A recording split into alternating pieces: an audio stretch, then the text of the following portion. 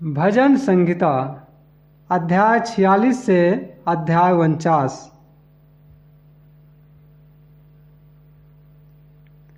परमेश्वर हमारा शरण स्थान और बल है, संकट में अति सहज से मिलने वाला सहायक।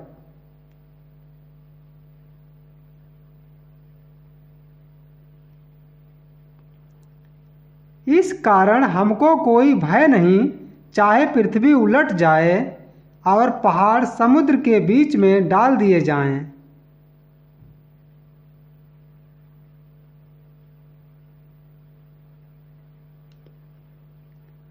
चाहे समुद्र गरजे और फेन उठाए और पहाड़ उसकी बाढ़ से कांप उठे।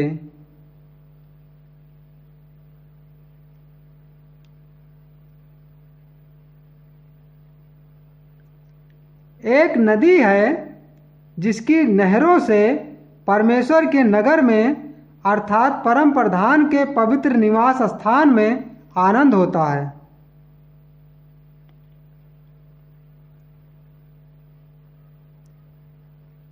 परमेश्वर उस नगर के बीच में है, वह कभी टलने का नहीं। पाँव फटते ही परमेश्वर उसकी सहायता करता है।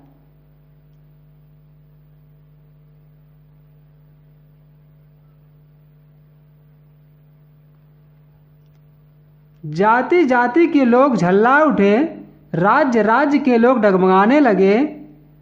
तब वह बोल उठा और पृथ्वी पिघल गई।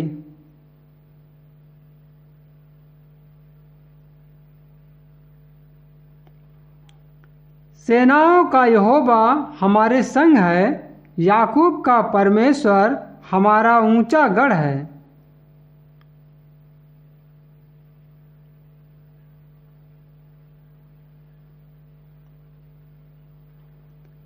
आओ यहोवा के महाकर्म देखो कि उसने पृथ्वी पर कैसा कैसा उजाड़ किया है।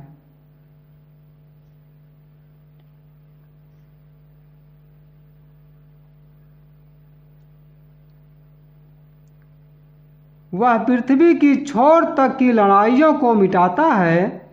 वह धनुष को तोड़ता और भाले को दो टुकड़े कर डालता है और रथों को आग में झोंक देता है।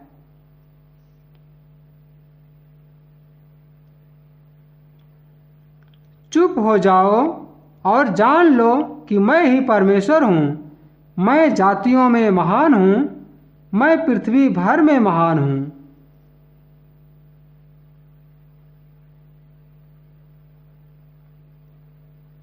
सेनाओं का यहोवा हमारे संग है, याकूब का परमेश्वर हमारा ऊंचा गढ़ है।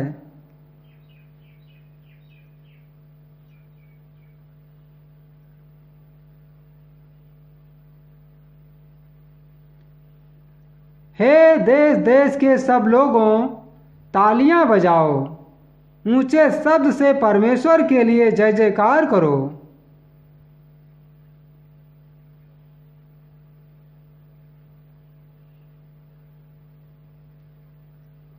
क्योंकि यहोवा परम प्रधान और भय योग्य है, वह सारी पृथ्वी के ऊपर महाराजा है।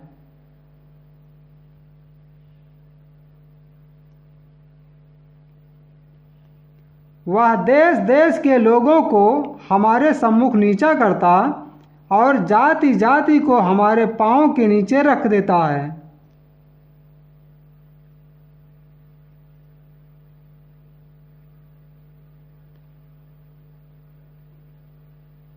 वह हमारे लिए उत्तम भाग चुन लेगा, जो उसके प्रिय याकूब के घमंड के कारण है।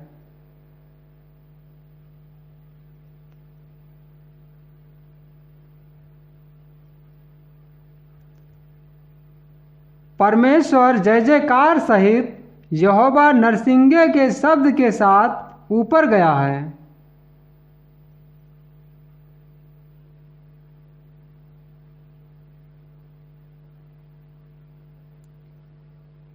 परमेश्वर का भजन गाओ, भजन गाओ, हमारे महाराजा का भजन गाओ, भजन गाओ।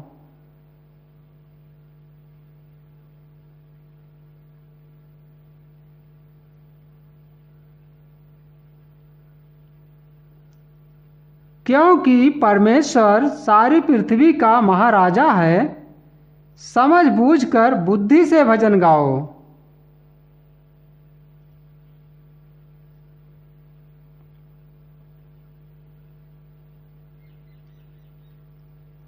परमेश्वर जाति जाति पर राज करता है।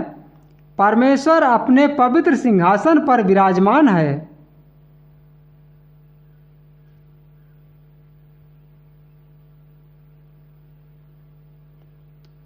राज्य राज्य के सामंत अब्राहम के परमेश्वर की प्रजा होने के लिए इकट्ठा हुए हैं, क्योंकि पृथ्वी की ढालें परमेश्वर के बस में है। वह तो शिरोमणि है। हमारे परमेश्वर के नगर में और अपने पवित्र पर्वत पर यहोवा महान और अति स्तुति के योग्य है।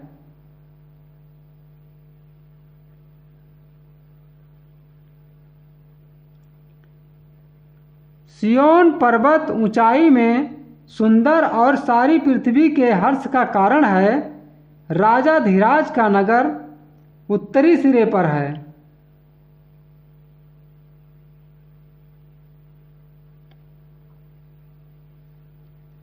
उसके महलों में परमेश्वर ऊंचा गढ़ माना गया है।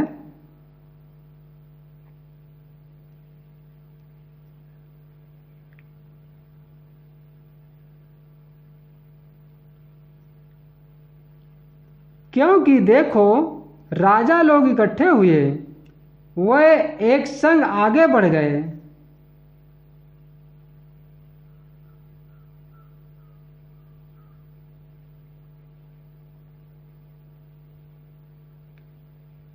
उन्होंने आप ही देखा और देखते ही विस्मित हुए।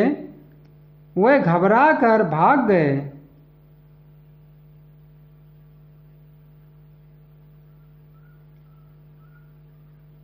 वहाँ कपकपी ने उनको आ पकड़ा और जच्चा की सी पीड़ाएं उन्हें होने लगी।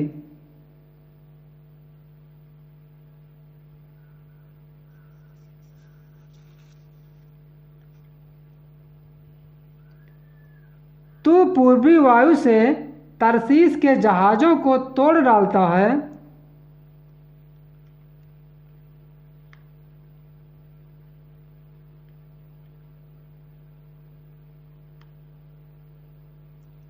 सेनाओं के यहोवा के नगर में, अपने परमेश्वर के नगर में जैसा हमने सुना था वैसा देखा भी है। परमेश्वर उसको सदा दृढ़ और स्थिर रखेगा।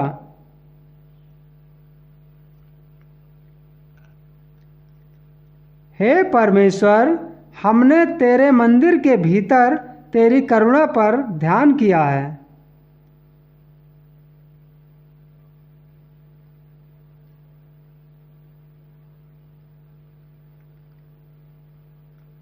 हे परमेश्वर, तेरे नाम के योग्य तेरी स्तुति पृथ्वी की छोर तक होती है। तेरा दाहिना हाथ धर्म से भरा है।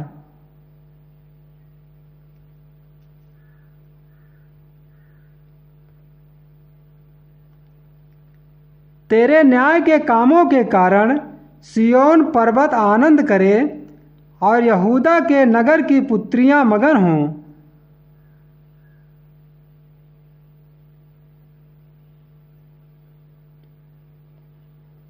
सिय्योन के चारों ओर चलो और उसकी परिक्रमा करो।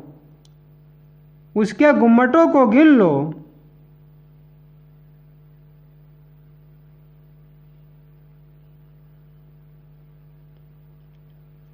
उसकी शहरपनाह पर दृष्टि लगाओ। उसके महलों को ध्यान से देखो, जिससे कि तुम आने वाली पीढ़ी के लोगों से इस बात का वर्णन कर सको।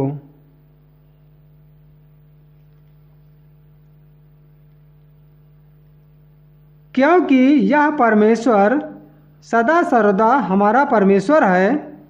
वह मृत्यु तक हमारी अगुवाई करेगा।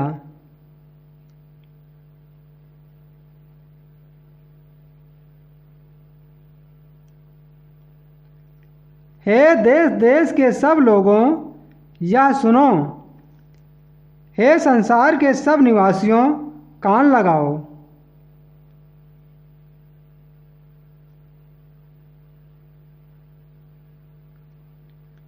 क्या ऊंच, क्या नीच, क्या धनी, क्या दरिद्र, कान लगाओ।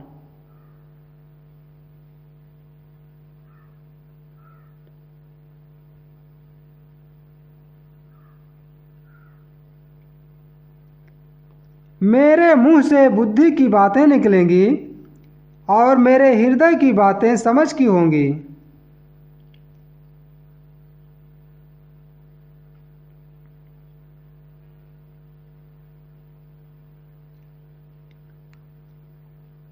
मैं नीति वचन की ओर अपना कान लगाऊंगा। मैं बीड़ा बजाते हुए अपनी गुप्त बात प्रकाशित करूंगा।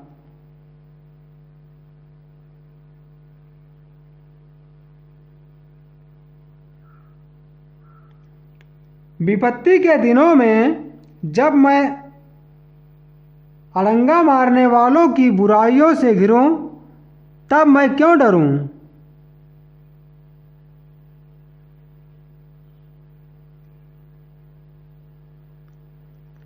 जो अपनी संपत्ति पर भरोसा रखते और अपने धन की बहुतायत पर फूलते हैं,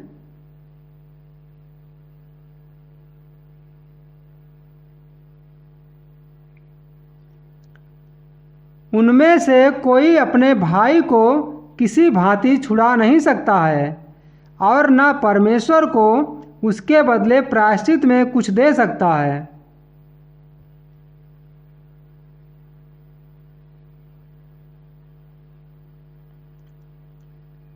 क्योंकि उनके प्राण की छुड़ौती भारी है, वह अंत तक कभी न चुका सकेंगे।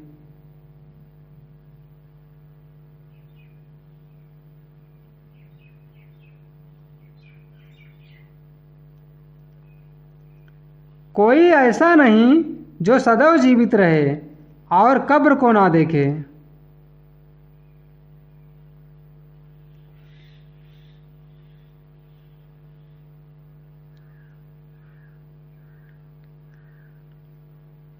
क्योंकि देखने में आता है कि बुद्धिमान भी मरते हैं और मूर्ख और पशु सरीखे मनुष्य भी दोनों नष्ट होते हैं और अपनी संपत्ति दूसरों के लिए छोड़ जाते हैं। वे मन ही मन या क्यों सोचते हैं कि उनका घर सदा स्थिर रहेगा और उनके निवास पीढ़ी से पीढ़ी तक बने रहेंगे। इसलिए वे अपनी अपनी भूमि का नाम अपने नाम पर रखते हैं। परंतु मनुष्य प्रतिष्ठा पाकर भी स्थिर नहीं रहता। वह पशुओं के समान होता है जो मर मिटते हैं।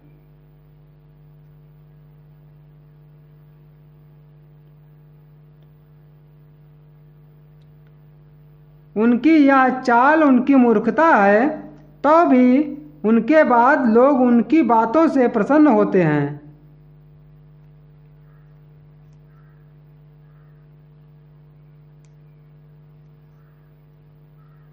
वे अधोलोक की मानो भेड़ बकरियां ठहराए गए हैं। मृत्यु उनका गड़ेरिया ठहरी और भोर को सीधे लोग उन पर प्रभुता करेंगे और उनका सुंदर रूप अधोलोक का कौर हो जाएगा और उनका कोई आधार ना रहेगा। परंतु परमेश्वर मेरे प्राण को अधोलोक के बस से छुड़ा लेगा, क्योंकि वही मुझे ग्रहण कर अपनाएगा।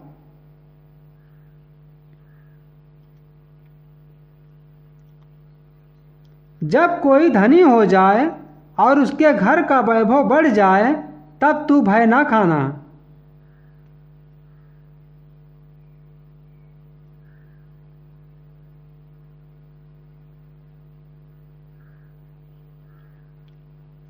क्योंकि वह मरकर कुछ भी साथ न ले जाएगा, न उसका वैभव उसके साथ कब्र में जाएगा।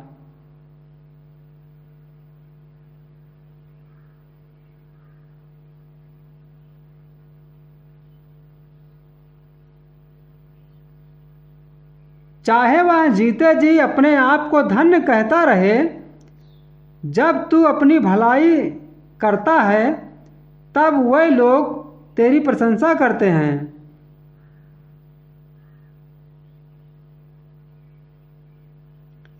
तो भी वह अपने पुरखाओं के समाज में मिलाया जाएगा जो कभी उजियाला ना देखेंगे।